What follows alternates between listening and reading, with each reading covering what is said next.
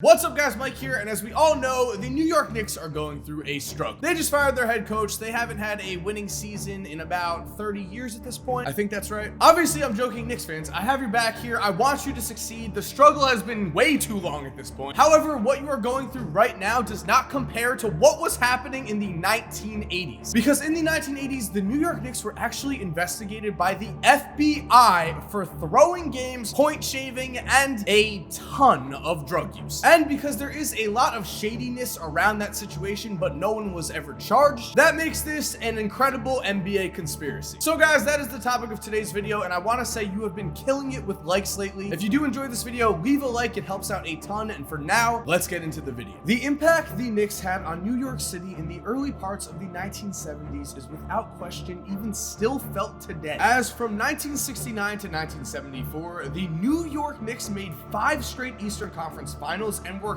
kings of the city. I know this might be hard to believe, but they were right there on par with the Yankees at the time, aka they were not a laughingstock. Now, as some of you might know, the 70s were not that memorable in terms of basketball, and that was because of all of the wrong reasons. I say this because drug use had become rampant in the NBA during this time. Because while in the 60s, drug use was mostly limited to marijuana, by the time the 70s came, a new drug became very popular, and yes, I am talking about cocaine. And while people around the world were using cocaine on disco floors, cocaine became a problem around the world. But in the NBA, where players had a lot of money to blow away, some major problems popped up. And the reason I'm bringing this up to you guys is that this is an introduction for one of the most insane NBA conspiracies I have ever seen. And again, this is a conspiracy that no one really talks about, because in the year 1975, the FBI came in contact with a source who claimed to have inside information in regards to the NBA and gambling. Now, although not much came of this news at first, the FBI did keep this investigation open, and as time went on, this investigation honed in on the New York Knicks. Although no direct evidence was caught at this time, the FBI did feel they had enough evidence to where on August 9th, 1977, an anonymous New York Knicks player was interviewed by the Bureau and was directly asked if he had ever been approached to shave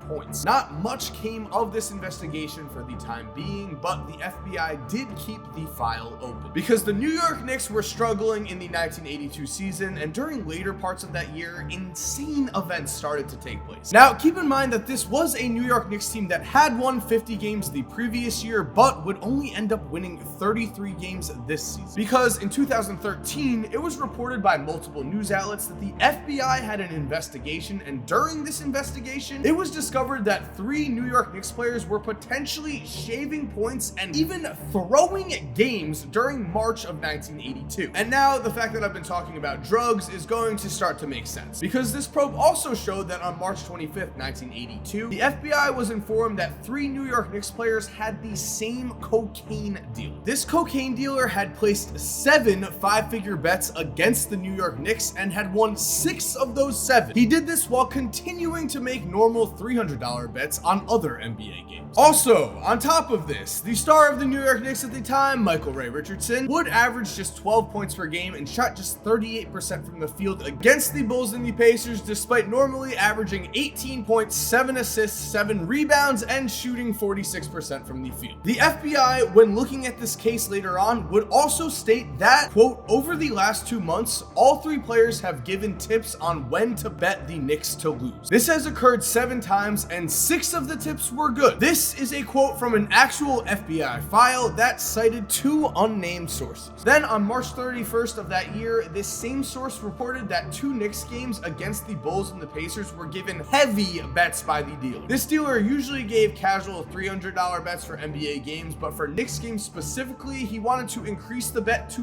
$10,000 a game. And in the case of the Bulls game, he even wanted to bet $12,000, but was turned down by his bookmaker. Now, before we go any further here, I do want to emphasize that everything we are talking about is sourced. In 2013, the FBI confirmed to the New York Post that this was a very legitimate investigation. We also need to to talk about point shaving for a second, because while point shaving is not a major problem in today's game, this was a huge problem during the humble beginnings of the NBA. Although players now are earning out of the world salaries during the 50s and 60s, other than the superstar players, most players were barely making enough money to pay rent and feed their families. I am not kidding here. A lot of players would end up taking second jobs. Because of this, due to the fact that some players did not want to work construction during the offseason, some scandals began to erupt. I'm talking about things such as the City College of New York immediately being demoted to Division III in 1951, despite recently winning both the NCAA and NIT championships due to gambling. Even the University of Kentucky had to take a year off of playing basketball in 1952. However, no story was more dramatic than the saga of Connie Hawkins. Hawkins at the time was one of the most talented players to walk the planet, and Larry Brown called him, quote, Connie Hawkins was Michael Jordan before Michael Jordan. With that said, in 1961, Connie Hawkins was caught up in a gambling mess. He was also interrogated by the FBI, and although he was never charged or had any concrete evidence against him, Connie was still banned from the NBA. Now, Hawkins would redeem himself, but it would take until he was 27 years old to be unbanned, but that is definitely a player who is a what could have been story. The point of all of this, though, is that point shaving was a huge deal in the early stages of the NBA, and I'm using that to set the tone here for what is to come, because the year is now 1978, and Michael Ray Richardson has worked his way up from a little-known 6'3" high school small forward whose only offer was from the University of Montana to the 4th pick of the 1978 draft by, you guessed it, the New York Knicks. And although Michael Ray Richardson did struggle his first season, by his second year he was already an all-star and quickly developed into one of the more unique players in NBA history. And at first, Richardson was solely focused on his success on the basketball court, but as we talked about before, cocaine was a huge problem in basketball at this time, and Michael Ray Richardson certainly gave into temptation here. Non-stop partying, missed practices, lame excuses. First NBA superstar banned from the game for life. Side note, an LA Times research study even showed that 75% of NBA players at this time were using cocaine. That is how serious this was. Think about that. 75% of players? Anyway, yes, this was a huge problem, and it did lead to some deaths, such as the death of Len Bias. However, Michael Ray Richardson, while having many problems off the court, was still able to play at an all-star level even while on drugs. As he recalled in one specific insane incident, quote, we were playing a Sunday afternoon home game against Houston, and I'd gotten so high that I completely forgot about the game. I'd been up all night, and I just smoked a bowl at 8:35 a.m. when I suddenly remembered that in less than 5 hours I'd be playing in a nationally televised game. F me. So I took a long hot shower, and since freebasing is very dehydrating, I drank a quart of orange juice. I got to the garden at 10:30, took another hot shower, gulped down another quart of orange juice, ate 2 bacon and egg sandwiches, and suddenly it was time to start our warm-ups. While I was loosening up, I kept telling myself that I'd never do this again.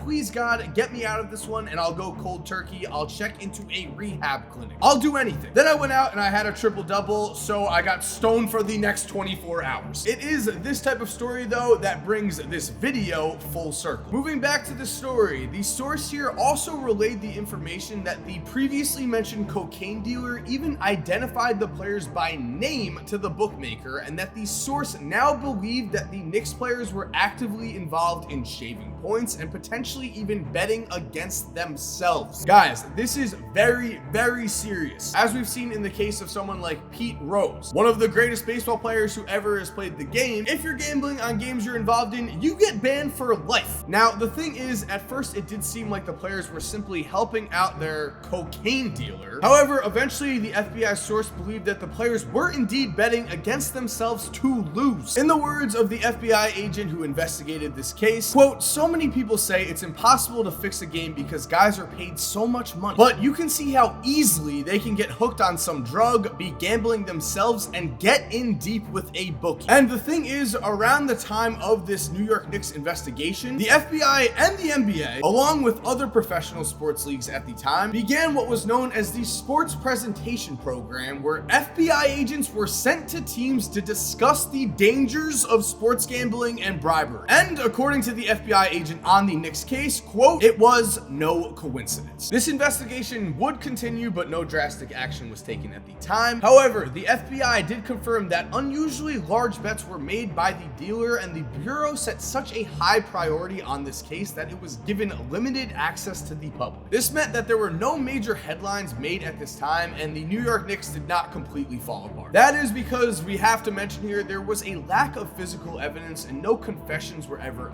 officially made. As far as we know, all other witnesses interviewed denied the allegations, and the case fell apart in 1986. With that said, the only fully known user of cocaine on the 1982 Knicks is Michael Ray Richardson, the star of the team, who was actually banned from the NBA in 1986 due to his drug use. Michael Ray Richardson is permanently disqualified from playing basketball in the National Basketball Association. It should be noted that when these allegations came out in 2013, Richardson was confronted and stated, quote, "Hell no, we never did anything like that." The thing is though, of course Michael Ray Richardson is going to deny he was involved in something like that. The reason being that that is against the law, and if the FBI is investigating you, you could very well go to jail for doing something like that. With that said, looking back to that season, again, I already pointed out that Michael Ray Richardson had two notably bad performances on games that the FBI marked as potential games that the Knicks were throwing. And during that actual season, when Michael Ray Richardson was asked, "What do you think is happening to this team?" he answered, "The ship be sinking." He then was asked, "How far can it sink?" and he answered, "The sky's the limit." That to me does not exactly paint him in the best light. So while there was no concrete evidence here, that is exactly why this is a conspiracy and not a video on why the New York Knicks completely fell apart and shave points. However, we have to look at the facts here. 3 players on the New York Knicks had the same cocaine deal. The Knicks were terrible at the time and had no real reason to win games. The FBI also labeled this a high priority case, kept it under wraps, and we do have a source on record that states that there is an FBI file that says that 3 New York Knicks players were shaving points and losing on purpose in 1982. Those are facts. However, because there was no concrete evidence at the time, and because this did not really come out until 2013, over 30 years later, this has now simply become a forgotten story. However, guys, again, I just want to emphasize here, this was very, very serious. Serious enough to the point where these players could have been arrested, they could have been put in jail. And again, that is what makes this such a huge conspiracy, because nobody is going to talk about what happened, because nobody wants to get arrested. And there we have it, guys. Thank you for watching. I hope you enjoyed. I want to know what you guys think about this. Comment down below. Do you think the Knicks were guilty? Do you think Michael Ray Richardson was guilty? And did throwing games start some kind of curse? Is this why the Knicks have been bad for so long? Probably not, but